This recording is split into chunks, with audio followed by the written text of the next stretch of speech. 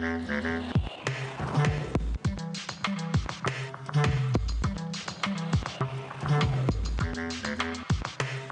parole est à notre collègue Christian Cambon.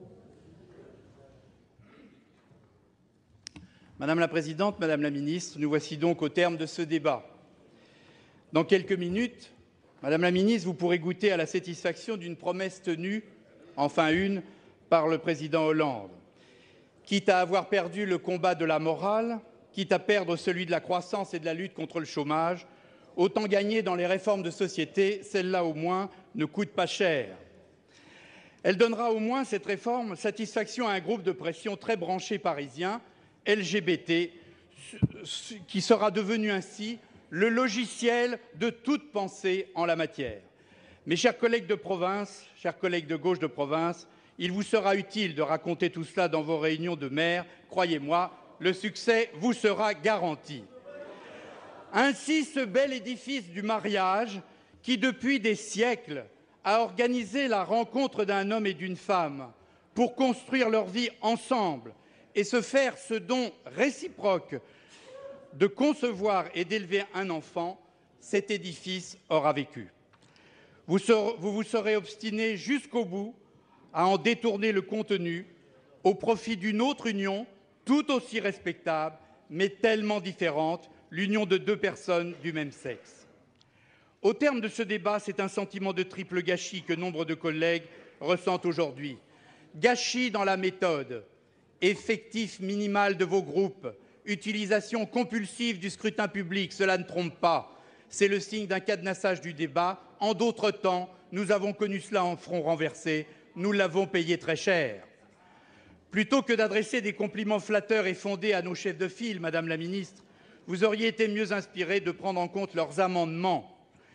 Y a-t-il un autre Parlement démocratique au monde où une telle réforme, d'une telle importance, d'une telle violence, n'aura tenu compte que de 2 amendements mineurs de l'opposition? Est-ce cela la France apaisée et unifiée voulue par M. Hollande? Est-ce cela, Président Bell, la nouvelle démocratie parlementaire que vous appeliez de vos vœux lors de votre élection? Gâchis sur le fond aussi.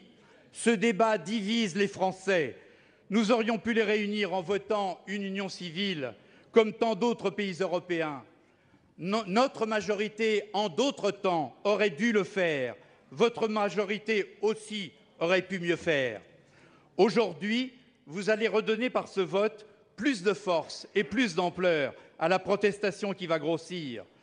Le sentiment de millions de Français de ne pas avoir été entendus finira par apparaître, aujourd'hui même dans les sondages, demain au fond des urnes. Alors, vous pouvez ricaner sur ces familles qui croient encore que l'enfant est un don et non pas un droit. Vous pourrez leur expliquer la société dont vous rêvez. J'ai envie, donc j'y ai droit. Vous pourrez citer cette constatation goguenarde du président Sueur. C'est comme ça, c'était l'autre nuit, c'est comme ça, la société change, alors faut qu'on change.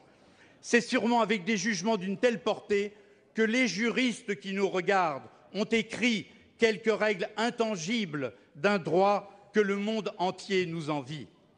Gâchis aussi pour le Sénat. La Haute Assemblée ne vivra pas aujourd'hui un de ces jours glorieux. Chaque jour du débat, nous avons découvert la portée inquiétante, voire dramatique, de certaines dispositions du texte sur le nom ou le régime d'adoption notamment. Eh bien, plutôt que de répondre à sa belle mission de deuxième chambre, en améliorant ce texte, le Sénat s'est contenté d'être une chambre d'enregistrement. Enregistrement de nos mises en garde, de nos appels à aller vers une réforme nécessaire, mais comprise et acceptée par tout le pays. Mais vous n'en avez cure, l'important c'était une victoire de gauche pour laisser croire au peuple que vous teniez vos promesses, quel qu'en soit le prix. Alors maintenant, assumez vos responsabilités, mais apprêtez-vous aussi à vivre la suite du film. Hier encore, le Conseil constitutionnel vous a sanctionné pour la 5e fois en 10 mois. Le combat n'est pas fini. Et lorsque le Conseil constitutionnel aura parlé, vous n'attendrez pas longtemps pour mesurer le rejet de votre politique, car elle ne résout aucun des problèmes des Français, mais en plus, aujourd'hui, elle a divisé la France. Merci.